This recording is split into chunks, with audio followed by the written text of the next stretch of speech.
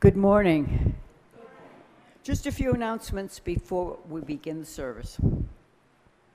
A warm welcome to everyone on this beautiful morning, to those of you who are here in person and to those who are watching on YouTube. Everyone is welcome here, whatever your heritage, your age, your income, your abilities, whatever your religious beliefs, and however you choose to participate, whether in person or on YouTube. As a welcoming congregation, we affirm the full inclusion of people of all sexual orientations and gender identities. A very special welcome to any visitors with us this morning. If you'd like to get connected and learn more about our community life, please take a moment to fill out a yellow pew card, which should be located on the back of the seat in front of you, or sign the guest book in the vestibule. We hope you'll join us for refreshments downstairs in our fellowship hall after the service, so we have a chance to connect in person. Just down this hall, down the stairs, just follow the crowd down to the lower level. Today, after the service, we'll be holding a welcome back potluck. Everyone is welcome, even if you didn't bring anything. Newcomers and guests, please do join us. There will be plenty to go around. And our twice-monthly lunch program is going to resume in October. Also, children's programming is going to be resuming next Sunday. We're very happy to have Kiana Dubose back with us this year. And in elementary age children are warmly invited to join Kiana downstairs in our fellowship hall for crafts, stories, and games, again, starting next Sunday. Also, next Sunday, we're going to be having a very special guest musician, Ari Hest. He's a Grammy-nominated singer and songwriter. Ari's appearance next Sunday is going to be made possible by Karen Myatt. Thank you so much, Karen. Before we begin, if folks watching from home would like to light a candle or chalice along with us here in a few minutes, please go and get one now so that we can do this ritual together in spirit. Thank you.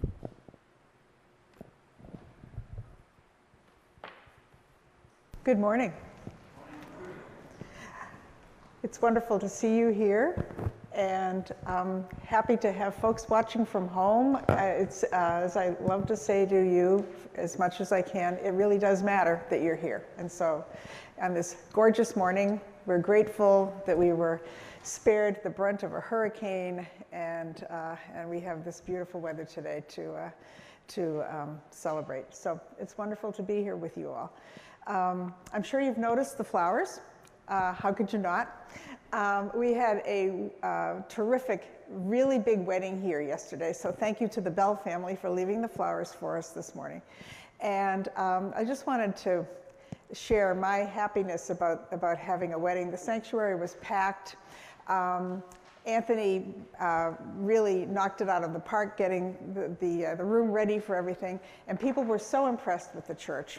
And I just always want to share that with all of you, just the impact that this building has when people come in and see it, and they're fascinated by it. And it's also the impact that we have on the community, being able to host a big rite of passage such as this. So we really do serve an important role as a community church, and it's such a blessing to be able to offer what we have to share with the community.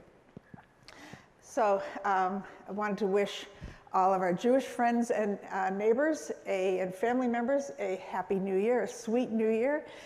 This is the beginning of their high holy days that will continue through this next week, and we hope that it will be a very wonderful year for all of you.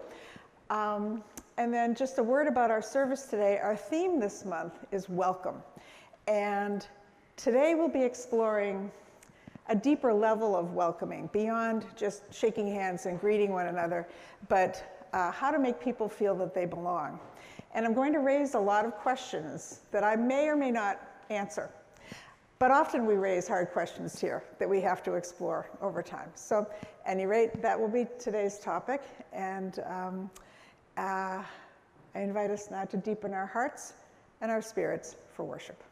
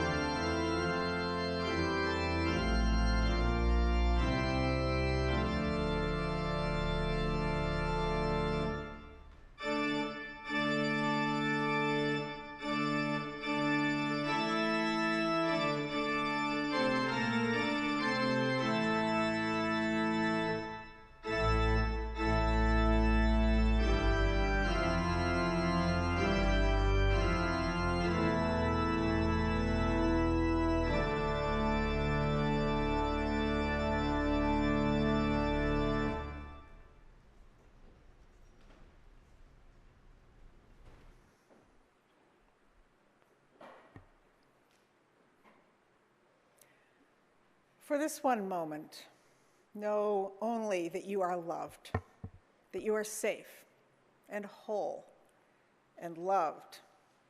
Know that you belong here, here among us, here upon this earth, in your body. However tired or broken your heart may be, whatever fear or disappointment or anger you carry, for this hour, know that you are not alone. Feel the presence of others surrounding you, breathing beside you and with you, discovering together the way that our voices rise and then fall together in harmony, in hope. Claim here a resilient freedom, the choice for love, for light, to live with joy and gratitude and praise as a form of resistance. Come, let us worship together. Our opening hymn this morning is number 360 in the gray hymnal, Here We Have Gathered. Andy will play it through once for us, and then you're invited to rise in body or in spirit.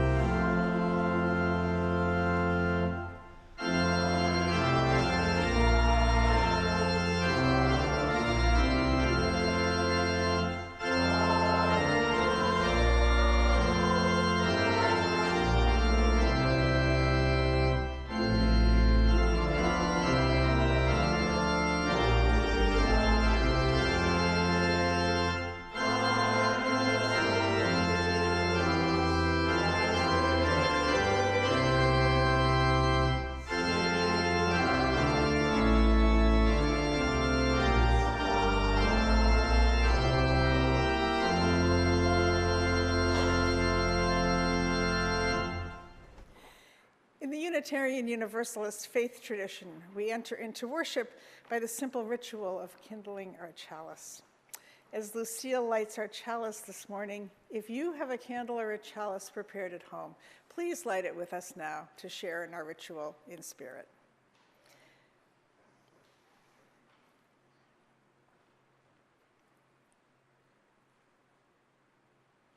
We take a moment now to affirm the covenant that we share with one another. Newcomers and guests, the words of our affirmation are printed in your order of service if you'd like to read it along with us. In the light of truth and the warmth of love, we gather to seek, to sustain, and to share. Life is a gift for which we are grateful. We gather in community to celebrate the glories and the mysteries of this great gift. Please be seated.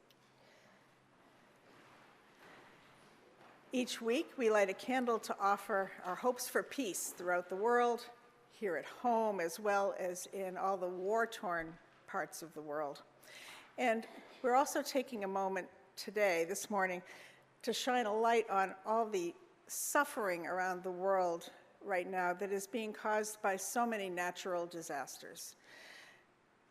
We're thinking of earthquakes and flooding, both close to home and in places like Libya, and earthquakes in Morocco, and there's so much suffering right now. And so we're hoping, sending our wishes out for hope, for peace and safety for all people.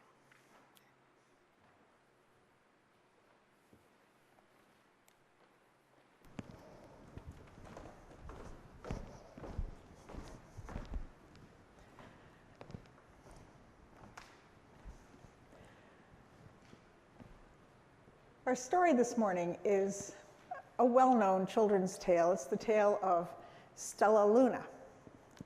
Now, Stella Luna was a baby bat, and she was a fruit bat. And so, as a baby, her mother would take her flying with her at night, clutched tightly to her chest as she went searching for fruit. And one night, they were out flying about, and an owl spotted them. And the owl attacked and tried hard to get Stella Luna's mother.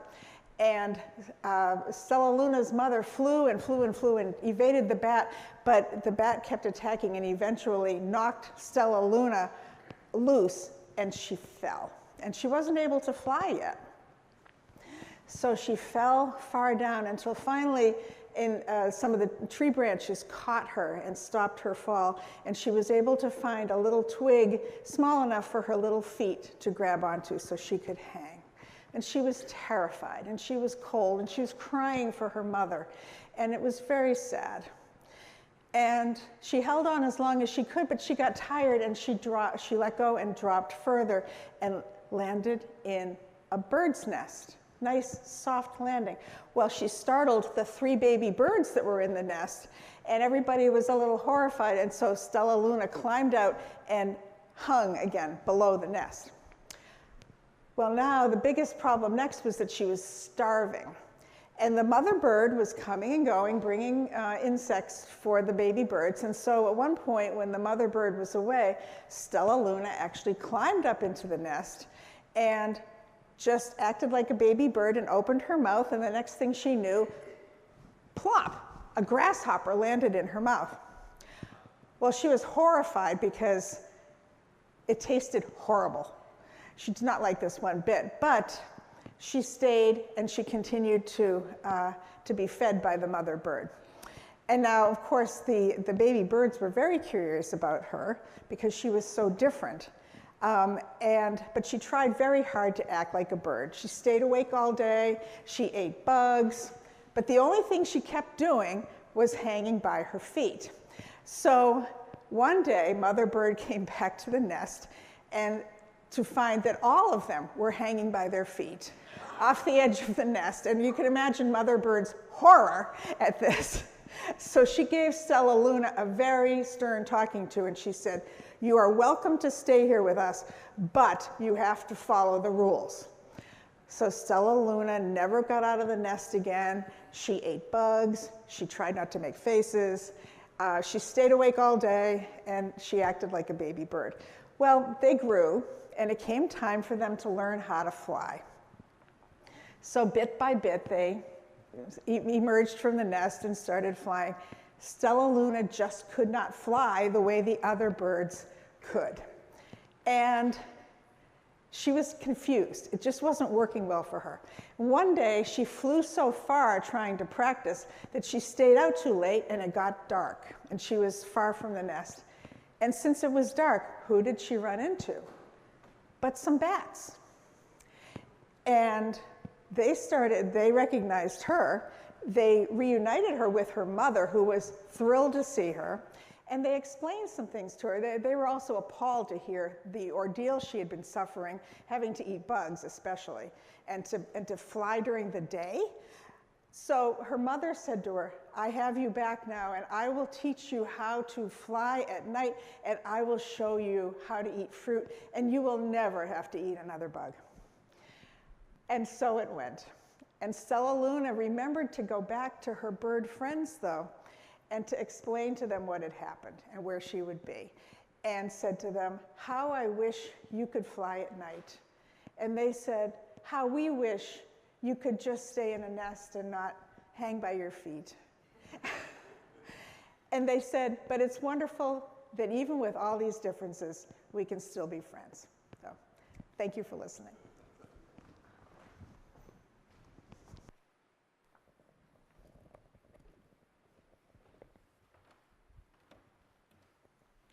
You're invited now to join in the responsive reading, which can be found on the insert in your order of service.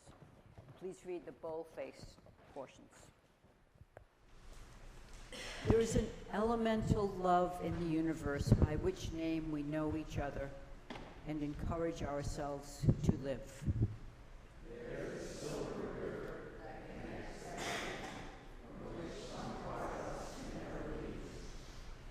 There is a mercy making its way up through the ocean of the earth to the shores of our feet.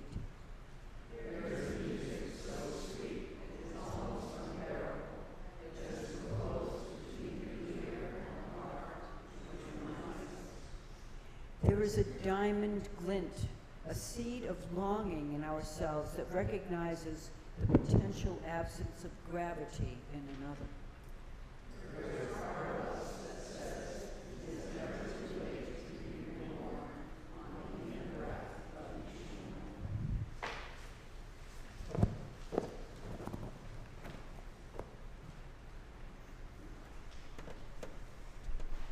I invite us now into a time of prayer to be followed by silent meditation. And I invite you to pause now, and as we enter into silence and relax into your seats, listen to your quiet breathing and feel the peace that settles over this sacred place.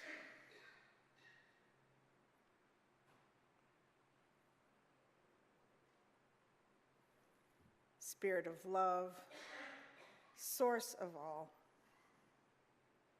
We have come into one another's presence here this morning, seeking to be part of something greater than ourselves, hoping to connect, to belong, to share our lives.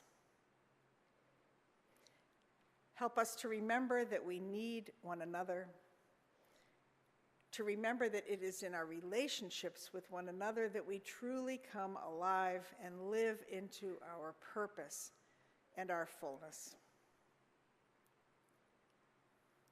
Help us to acknowledge and to accept our strengths and our weaknesses, our challenges and our successes, and all of our limitations that make us fully human.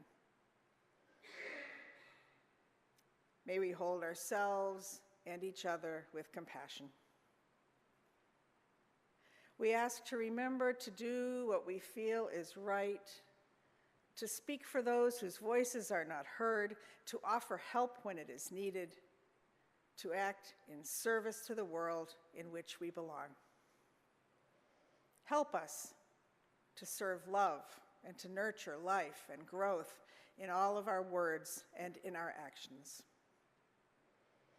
Our thoughts turn to those who need our love and care this morning, especially the people of Morocco and Libya, torn apart by violent earthquakes and flooding, as well as the people closer to home who have also experienced flooding. May all who are in pain feel our embrace and know that they are loved. May our hearts be open to compassion, may our minds be open to wisdom, and may our spirits be open to grace.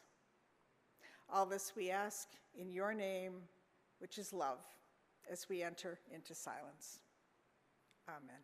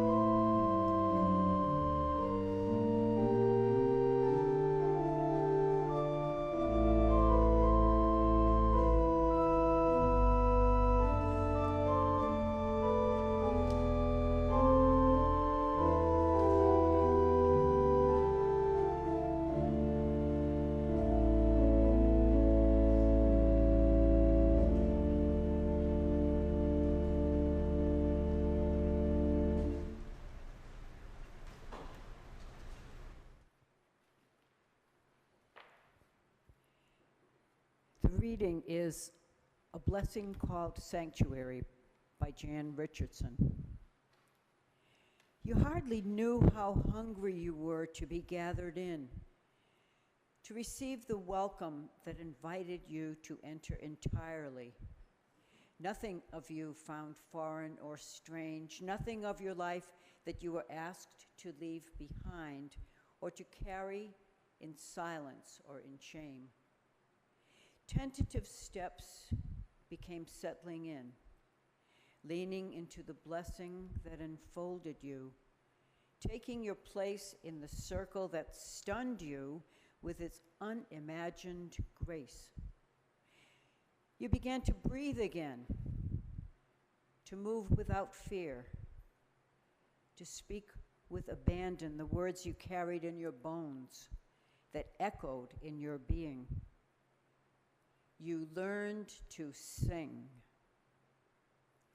But the deal with this blessing is that it will not leave you alone, will not let you linger in safety, in stasis. The time will come when this blessing will ask you to leave, not because it has tired of you, but because it desires for you to become the sanctuary that you have found, to speak your word into the world, to tell what you have heard with your own ears, seen with your own eyes, known in your own heart, that you are beloved, precious child of God, beautiful to behold, and you are welcome and more than welcome here.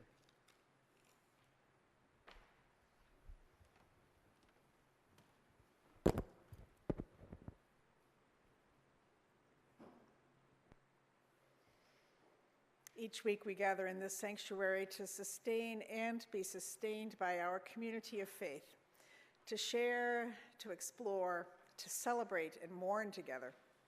And we carry the work of the church beyond these walls as well by offering all of our different gifts in service to the wider world. Our congregation is one of over 1,000 Unitarian Universalist congregations, each entirely self-supporting, each offering its unique gifts. And so to support this community of caring and all of its work in the world, this morning's offering will now be gratefully received. Blessings upon the givers and upon your gifts.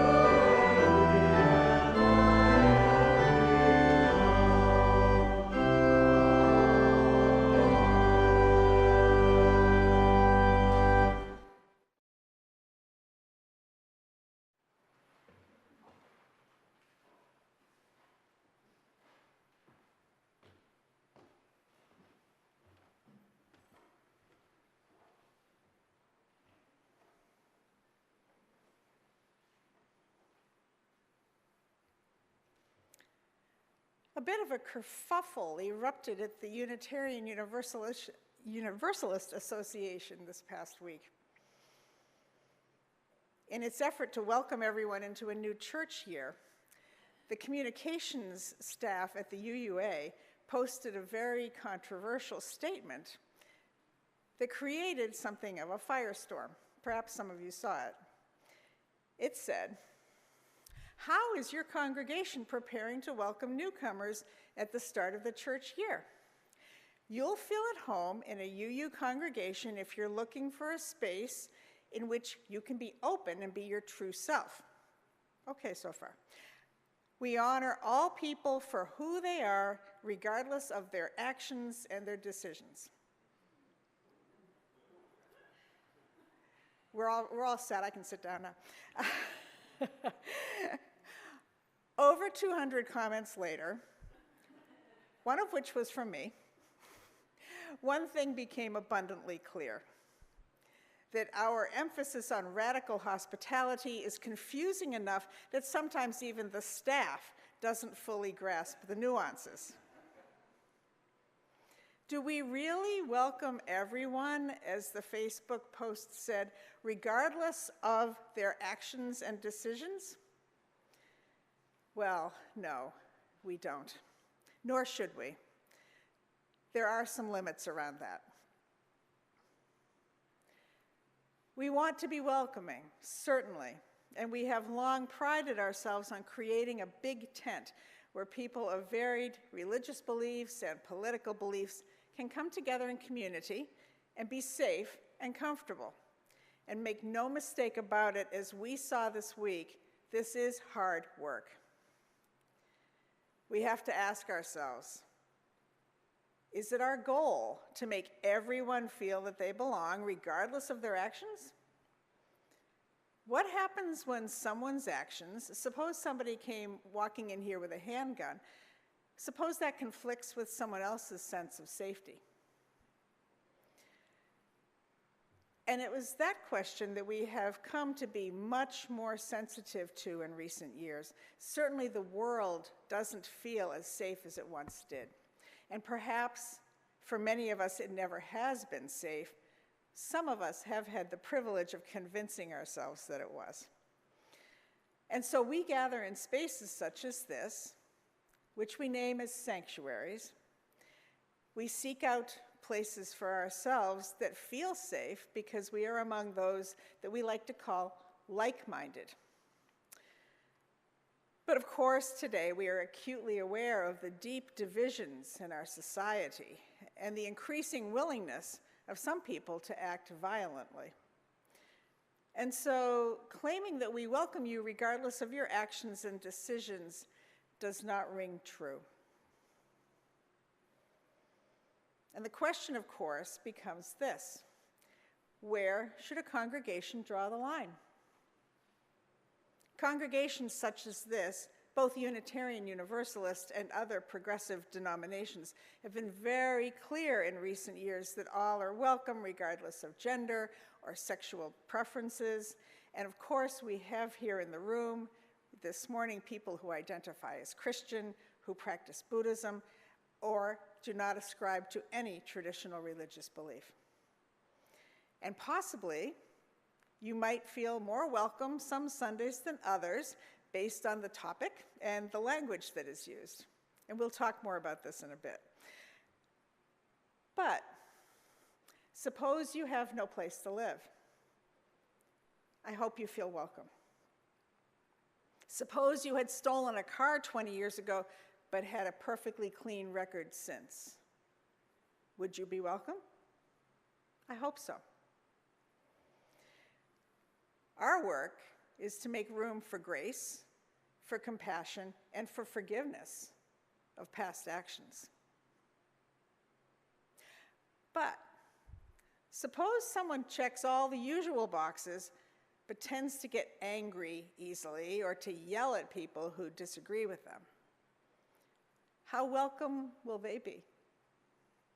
How welcome should they be? What if someone is openly racist or misogynist?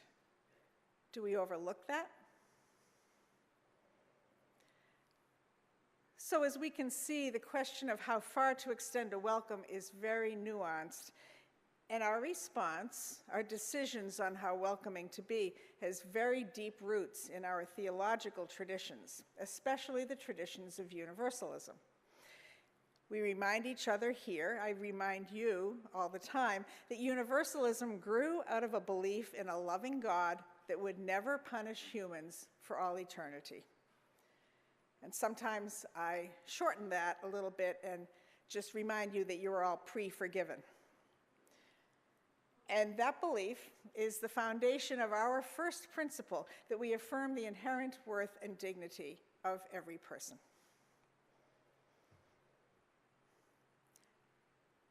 My dear ones, this is the hardest work. This is our hardest work, to follow that first principle. If you're like me, you struggle to remind yourself of our belief every time you read the news these days. Does Vladimir Putin have inherent worth and dignity? How about the former guy, our former president? So when people tell you that it's easy being a Unitarian Universalist because you can believe anything you want, it's because they have not heard about this theological imperative. There is nothing easy about being a UU. So now we'll take this challenge one step farther. Can we honor each other's inherent worth, make others feel welcome among us, and still hold each other accountable? So in her response to the unfortunate Facebook post, our new association president, the Reverend Dr. Sophia Betancourt, took the opportunity to remind us of our rich theological heritage.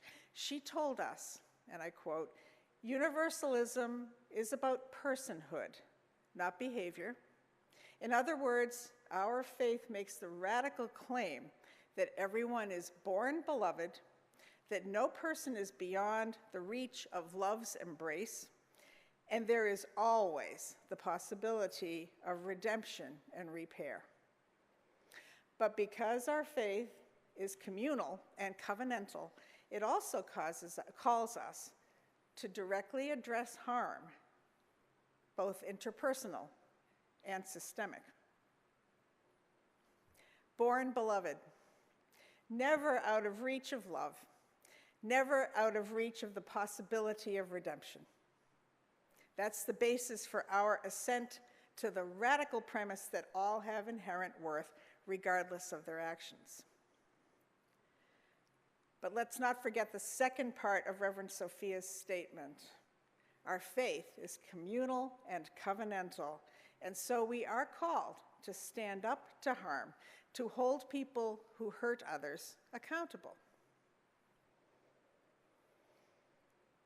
Now, often in churches, we find it easier to address harm taking place outside of our church communities, like the racial hatred or the harm to the planet. And too often, for the sake of trying to make everyone feel welcome, for the sake of just getting along, we try to ignore damage that might take place among us. Since we don't have a prescribed creed, a statement of belief to bind us together, we bind ourselves together with a covenant. And we have our 7 principles as a guide for how to treat each other and the planet.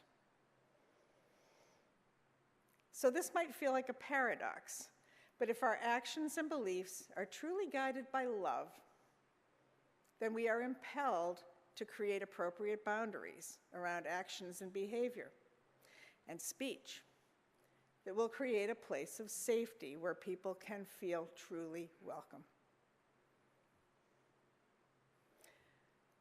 Welcome takes place on 2 levels, and we often focus on the first level in churches, the rainbow banner outside, greeting our visitors, offering a name tag, and I believe we actually are out of name tags at the moment, but inviting people to join us for refreshments, making room at the table for new faces, and asking their names.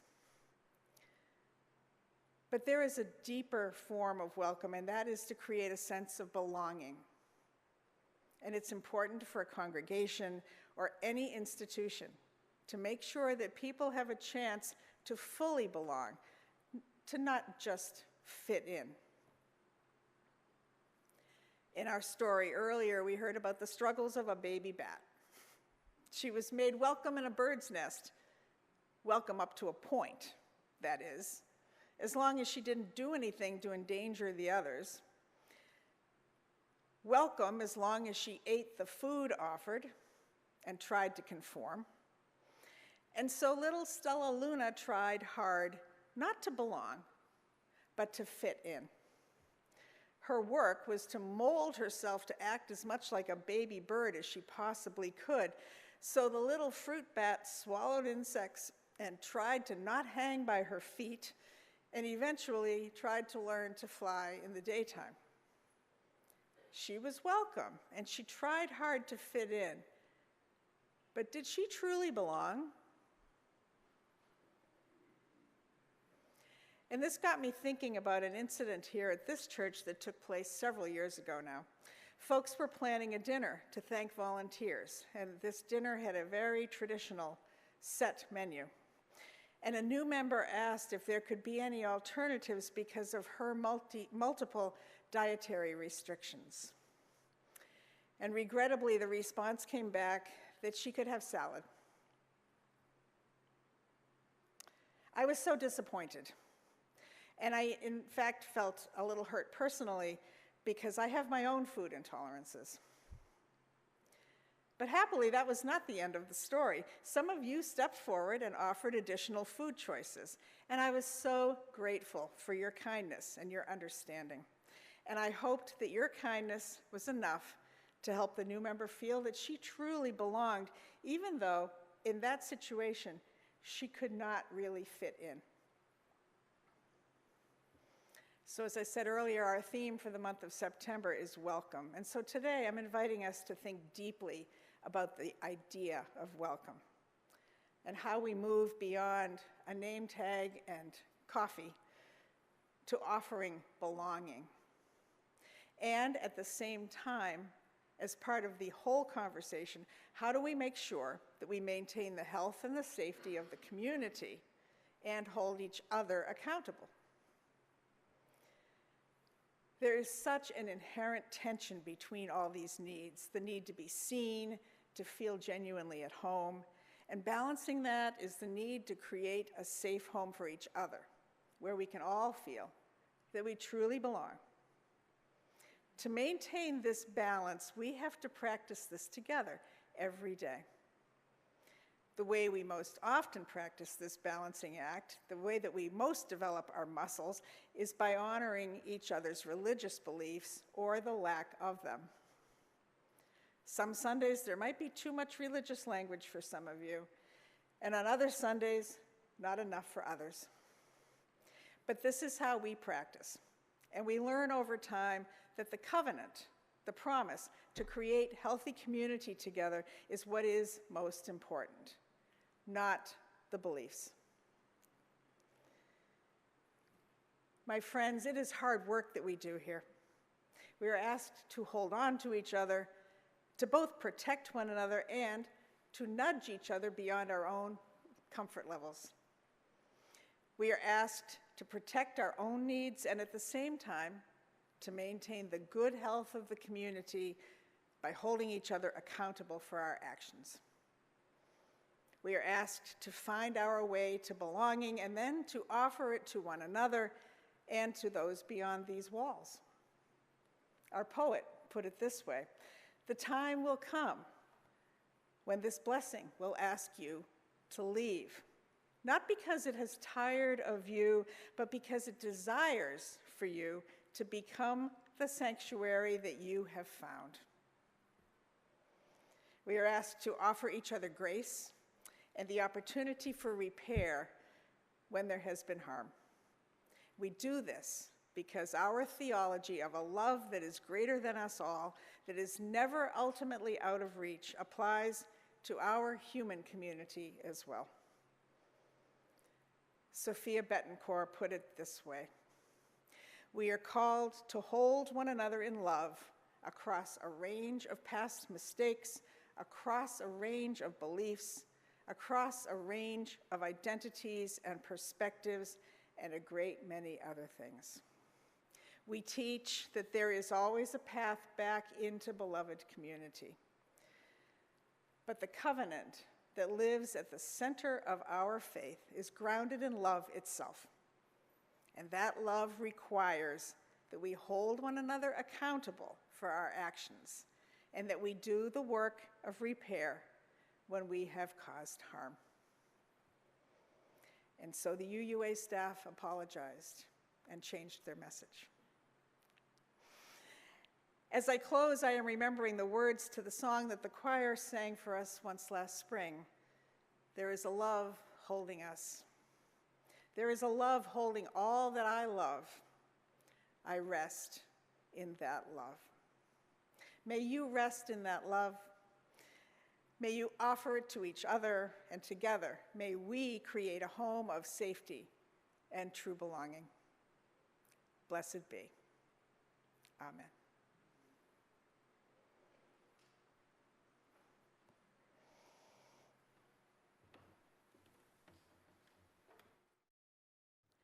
I invite us now to say together our unison prayer that is printed in your order of service.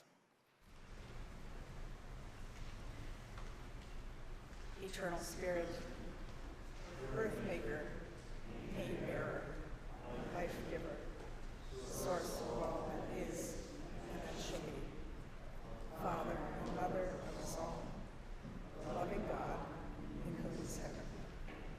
The hallowing of your name echo through the universe. The way of thy justice be followed by the peoples of the world. Thy heavenly will be done by all created beings. Your commonwealth of peace and freedom sustain our hope and come on earth. With the bread we eat for today, feed us. And the hurts we absorb from one another, forgive us. In times of temptation and stress, spare us. Too great to endure, spare us. From the grip of all that is evil, free us. For you reign in the glory of the power that is love, now and forever. Amen.